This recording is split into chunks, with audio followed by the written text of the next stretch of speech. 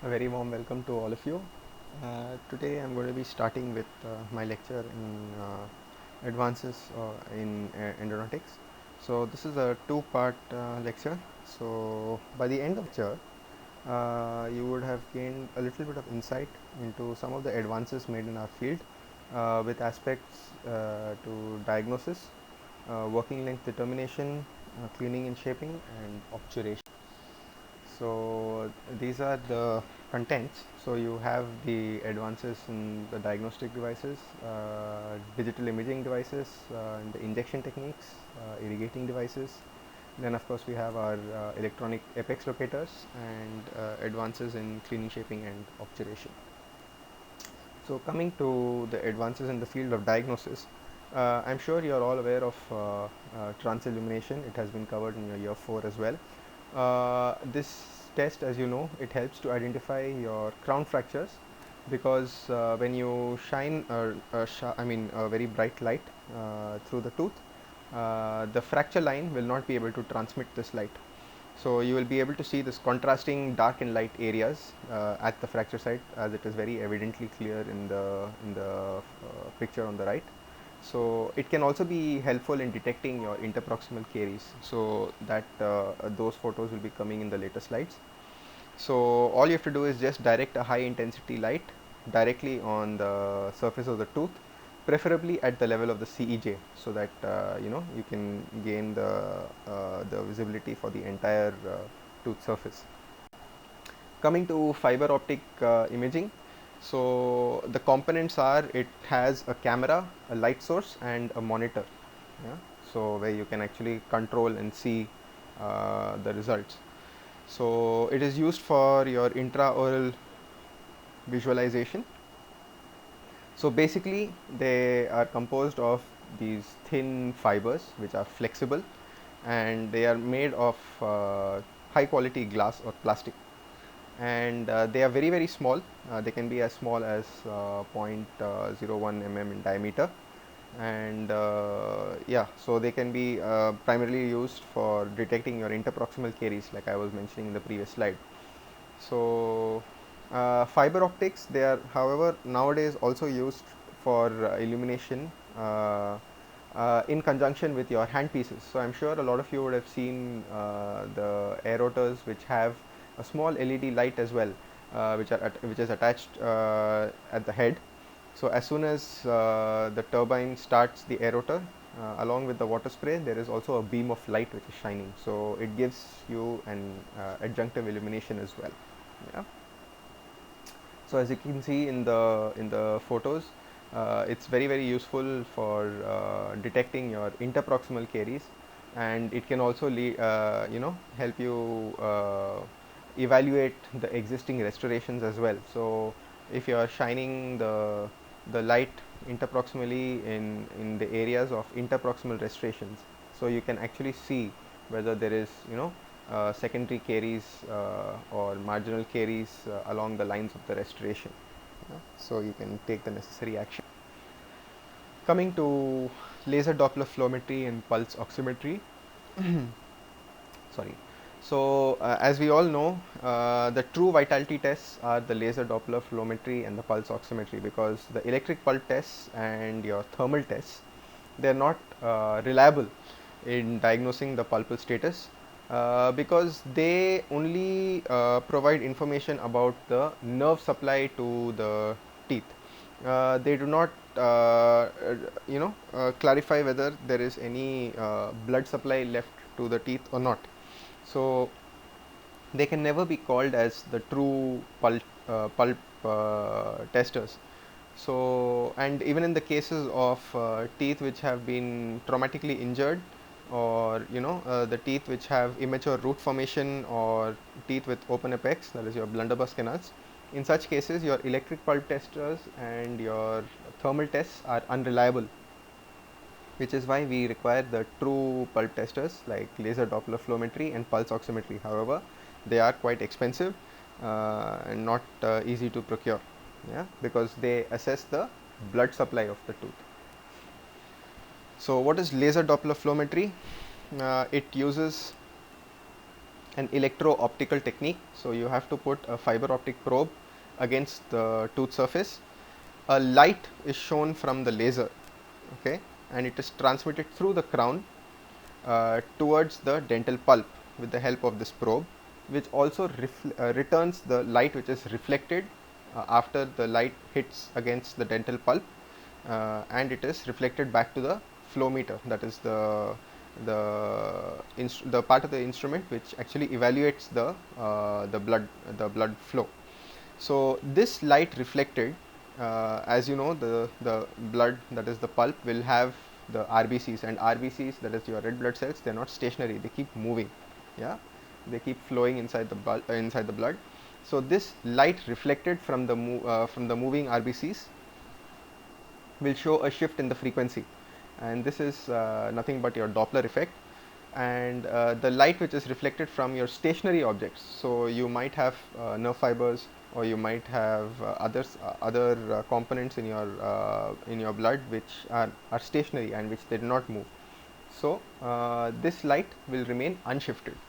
So the comparison between between the light which is reflected from stationary and the light which is reflected from your moving cells will determine whether your tooth is vital or not. Yeah, because if the RBCs are flowing in circulation, that means your tooth is very much vital. Coming to your pulse oximetry, this is the other true vitality test. It is again non-invasive, and it just measures your hemoglobin saturation of oxygen. Yeah, so it combines two technologies. One is your spectrophotometry, and the other is your plethysmograph. So the spectrophotometry is the component which measures the saturation of hemoglobin in your blood, and the plethysmograph measures the pulsatile changes in your blood volume. Okay, so how does this work? Again, this has a light source which consists of two LEDs. They both emit at different wavelengths. Okay, one is at 660 nanometer and the other is at 940 nanometer. And inside the instrument there is a computer which will actually calculate the saturation of oxygen based on the absorption ratio of these two wavelengths of light. Yeah, so it will just calculate whether the oxygen saturation is high or low.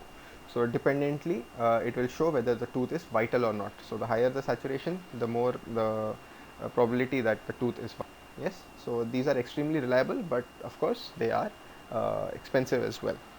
Now coming to your advances in diagnostic imaging, I am sure you are all aware of the radiovisiograph because it has already been installed in both the Department of Conservative as well as, if I am not mistaken, it's in the Department of Periodontics as well. So the disadvantages of your conventional X-rays, that is the IOPA films which we have been using along with the traditional X-rays, is the first is the higher amount of radiation exposure. So you can actually reduce it by to 1/10 of the actual exposure when you use your radiovisiograph. The film is not rigid. The IOPA film is not rigid, and hence the bending can result in a distorted radiographic image. So we all know how difficult it is to place an IOPA, especially in the posterior components, in the posterior areas of the mouth. So in such cases, inadvertently you might bend the film for better placement, and that bending can lead to distortion of your image. Film processing is relatively time consuming because you have to juggle between the developer, the fixer, and you have to wash it as well in between. And of course you have to maintain a dark room for it. A specific dark room has to be maintained, so you have to pay the rent for an additional room. You have to pay for the fixer, you have to pay for the developer, yeah, and you have to pay for the red light, although the red light is not very expensive. Yeah. Duplication of X-ray films is a disadvantage. You have to shoot an X-ray multiple times, whereas the RVG, it can be duplicated to the power of infinity. Yeah, so that is why that is one very good advantage.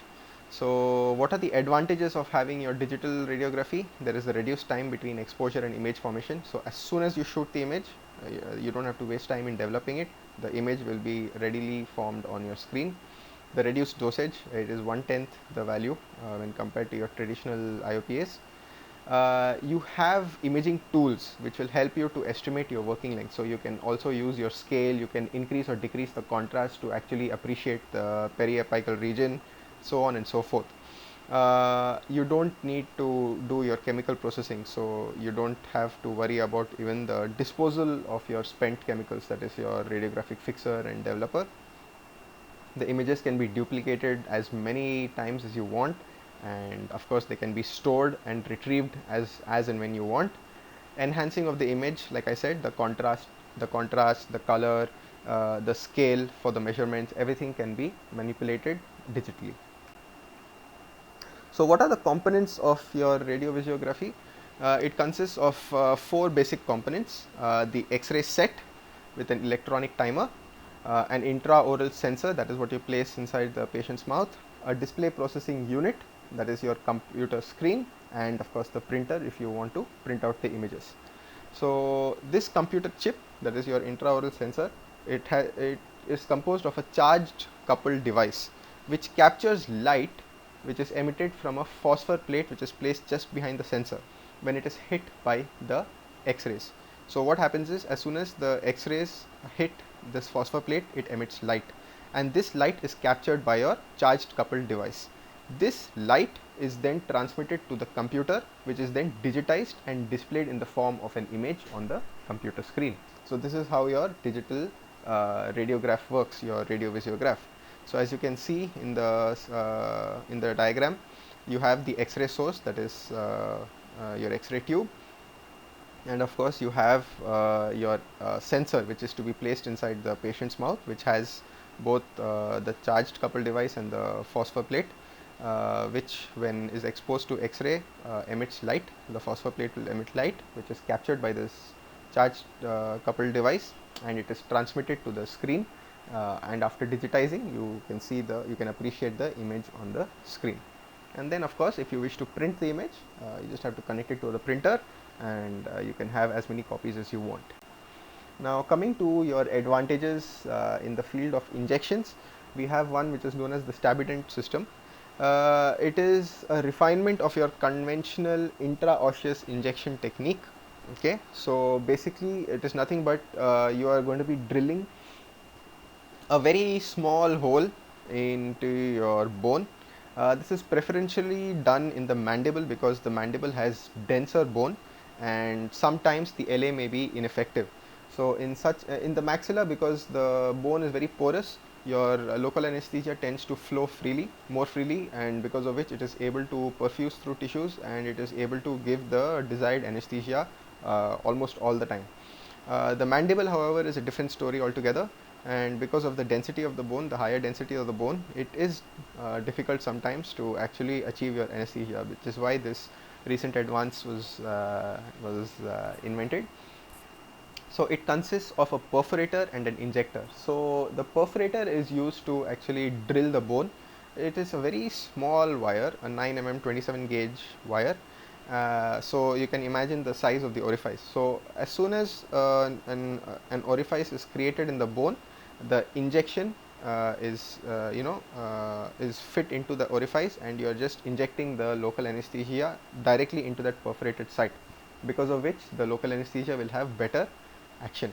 So this perforator is run on a slow speed handpiece in order to penetrate your cortical bone, and it is driven until it drops into the cancellous bone. So you are just penetrating from the cortical into the cancellous so that the local anesthesia can perfuse better and give you better results. So the aim is to create a small hole just enough to facilitate the easy entry of the needle directly up to the cancellous bone. And like I said, it is more commonly used for your lower molars, especially in the cases of hot tooth. It can provide quite a lot of relief. Yeah, so you can keep the Stabident. Now how to select the site for the injection. You have to imagine a horizontal line along the gingival margins of the teeth, okay, and you have to imagine the vertical line through the interdental papilla. So a point about 2 mm apical to where these lines meet is usually the suitable site. So as you can see in the first figure, the horizontal line is along the gingival margins of the teeth in the mandible, The vertical line is through the interdental papilla between the second premolar and the first molar, and just 2 mm apical to that site is where the X marks the spot, is where you have to drill the bone. Yeah, and that is how. So you are going to be injecting directly into cancellous bone, so your results will be more favorable. Now coming to your ultrasonics in endodontics. So this is quite important because this is one of the most advantageous recent advances, because the uses of ultrasonics in endodontics is manifold. So what is ultrasound? I'm sure this has been covered in the Department of Periodontics in your year 4. So it's just a quick revision for you guys. So ultrasound is nothing but sound energy with a frequency above the range of human hearing, so which is around 20 kilohertz. So actually ultrasonics was advocated or introduced into dentistry for cavity preparations, but of course it never became popular because our handpieces are much more useful and they're much more convenient and much more effective. That is your high speed handpiece. So then the use for ultrasonics actually went off into the Department of Periodontics, because it was found that it is proving a very useful tool to dislodge substances from the tooth structure. This is why you are using it for the removal of dental calculus and plaque in the Department of Periodontics. However, the uses of ultrasonics in endodontics are manifold, so I'll be coming to that in the next slide. So I'm sure you all know that there are two basic methods for producing ultrasound: the magnetostrictive and the piezoelectric. Of course, the piezoelectric is more advantageous, and this is what we use because we don't have to deal with the heat issue. Yeah, so the heat generated is lesser. Also, the movement which is created because of the piezoelectric is much more favorable in dentistry when compared to your magnetostrictive. Yeah, so the magnetostrictive converts your electromagnetic energy into mechanical energy. And how is this done? These metal strips in the handpiece are subjected to a standing and alternating magnetic field, because of which the vibrations are produced. So this is how your magnetostrictive works. Whereas the piezoelectric, there is a crystal which is present inside the handpiece, which changes dimension when a charge of electricity is applied. This deformation in the crystal is converted into mechanical oscillation without producing heat. So in the magnetostrictive, you have the issue of heat which is generated, and this heat of course can cause trauma to your hard and soft tissues, which is why the piezoelectric is much more beneficial. Yeah.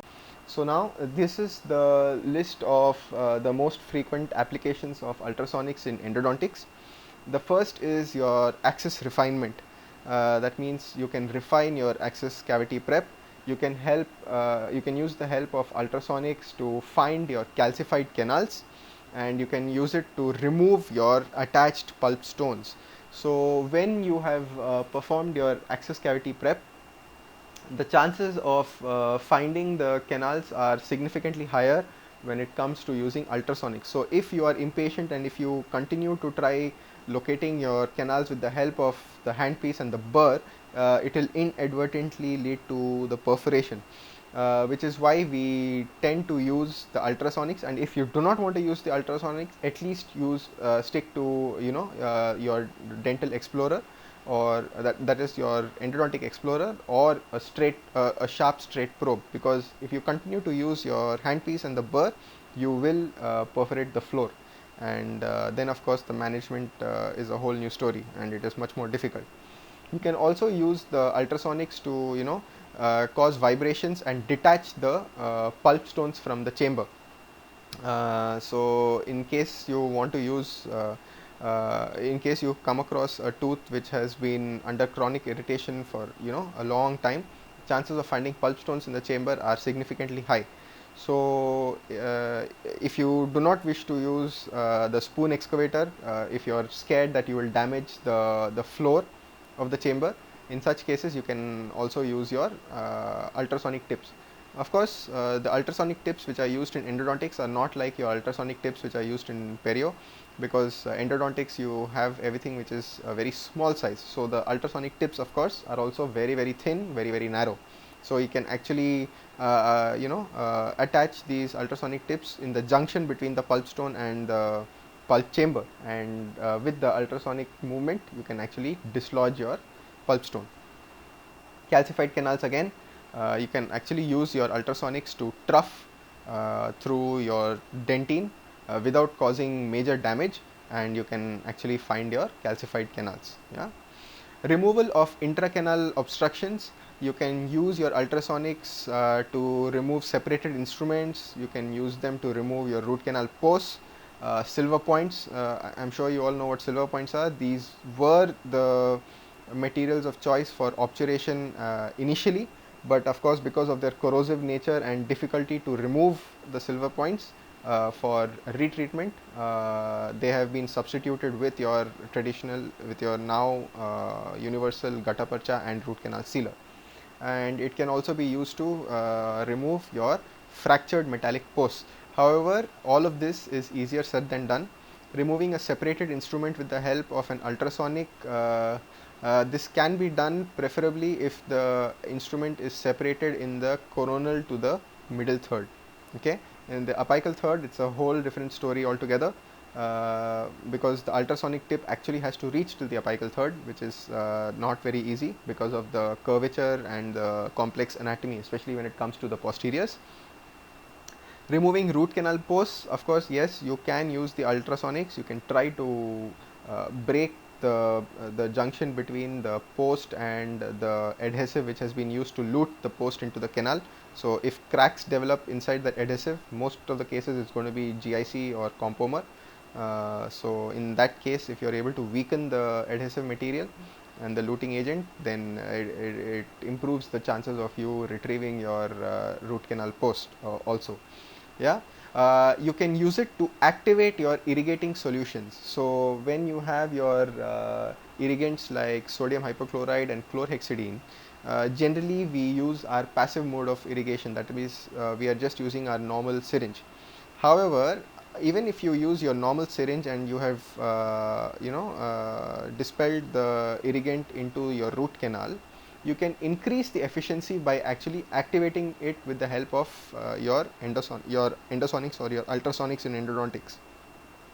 Please note that endosonics is nothing but the ultrasonics which are used in endodontics. Okay, so how do you activate it is you fill up the entire root canal with your irrigating solution, then you insert the ultrasonic tip and you just start the vibration. That means you activate your ultrasonic tip.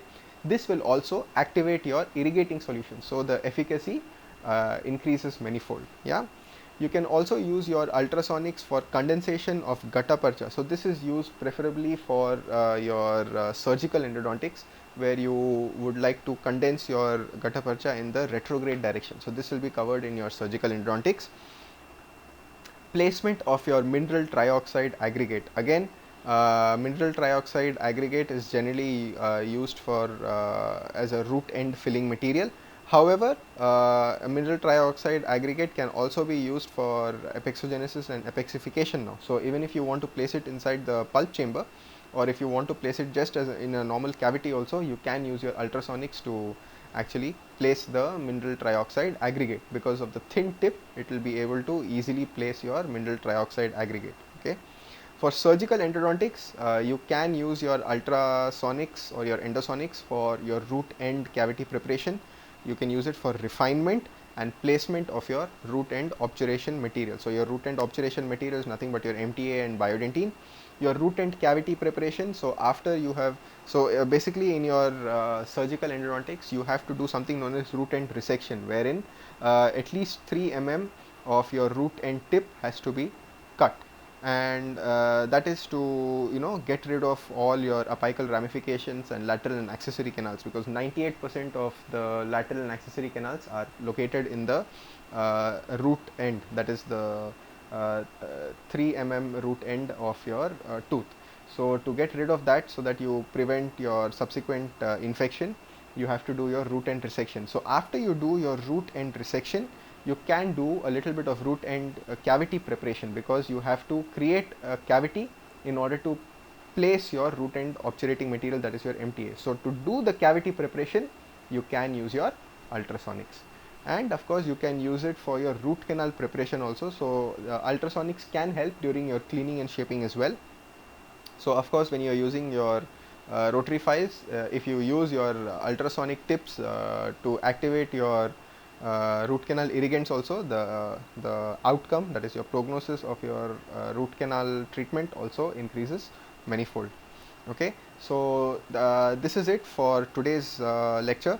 Like I said, it's a two-part lecture. So if you have any doubts regarding this first part of the lecture, please feel free to contact me. You can post your comments in the comment section, and I'll be more than happy to get back to you guys.